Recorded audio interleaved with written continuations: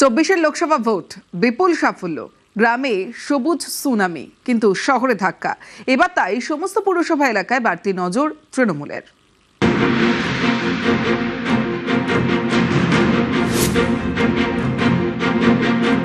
প্রথম দফার ভোটে প্রচারের জন্য হাতে আর মাত্র কয়েকটা দিন।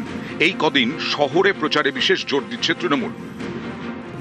পুরো এলাকায় বাড়তি সময় দিতে বলা হয়েছে প্রার্থীদের। শহুরে এলাকার ভোট টানতে তারকা প্রচারকদের নিয়ে হচ্ছে রোড শো। নিজের ওয়ার্ডে বাড়ি বাড়ি গিয়ে প্রচার সারছেন কাউন্সিলররা। অভাব অভিযোগ শুনে তা মেটানোর আশ্বাসও দিচ্ছেন। পাড়ার মোড়ে মোড়ে করা হচ্ছে সভা।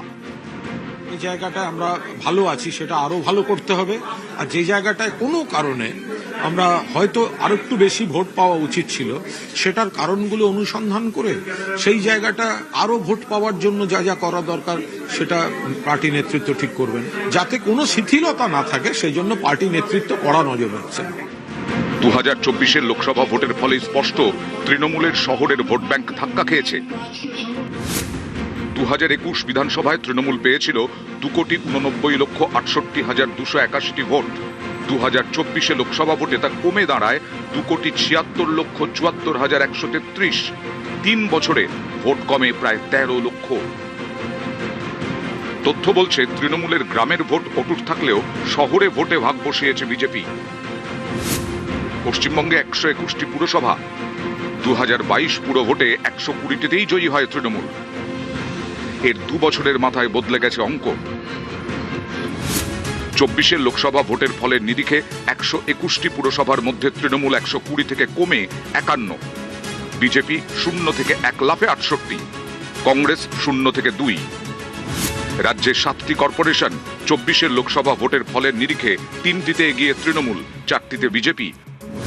কলকাতা, হাওড়া, চন্দননগরে এগিয়ে তৃণমূল। শিলিগুড়ির সব ওয়ার্ডেই লিড বিজেপির। আসানসোল, দুর্গাপুর এবং বিধাননগরেও এগিয়ে বিজেপি। চাকরি দুর্নীতি থেকে আরজিকর নানা ইস্যুতে শহুরে ভোটারদের অনেকে তৃণমূলের থেকে মুখ ফিরিয়েছেন। তাদের যাতে নিজেদের দিকে টানা যায়, এবার তাই পুরো এলাকায় বিশেষ নজর দিচ্ছে তৃণমূল। ইতিমধ্যেই সতর্ক করা হয়েছে দলীয় কাউন্সিলরদের। বিধানসভায় লিড দিতে না পারলে আগামী পুরো ভোটে টিকিট মিলবে না, এরকম কড়া বার্তাও দেওয়া হয়েছে।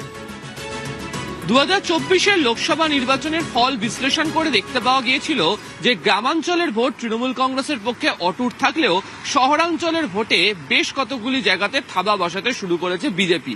2026-এও যদি সেই ধারা অব্যাহত থাকে তাহলে একাধিক বিধানসভা আসনে ফলের হিসেব ওলটপালট হতে পারে। আর সেই কথাকে মাথায় রেখেই পুরো অংশের ভোটের ক্ষেত্রে প্রচারের ক্ষেত্রে বিশেষ সতর্ক তৃণমূল কংগ্রেস এবং আগামী কয়েকদিন প্রথম দফা নির্বাচনের প্রচারের ক্ষেত্রে যে সময় বাকি রয়েছে তাতে জোরদার এই পুরো এলাকা ভিত্তিক প্রচার করার জন্য কৌশল তৈরি করে পথে প্রচারে থাকছে তারা। ক্যামেরা অর্চনের সাথে আবির ঘোষাল, নিউজ 18 বাংলা।